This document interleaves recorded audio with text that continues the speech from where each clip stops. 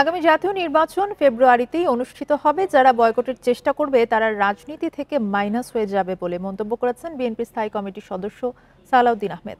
দুপুরে রাজধানীর গুলশানে নিজ বাসভবনেই মন্তব্য করেন তিনি। বলেন, দাবি পূরণ না হলে, সংস্কার ও বিচার পূর্ণাঙ্গ না হলে নির্বাচন হবে না বলে যারা মন্তব্য করছেন সেগুলো কেবলই মাঠের বক্তব্য।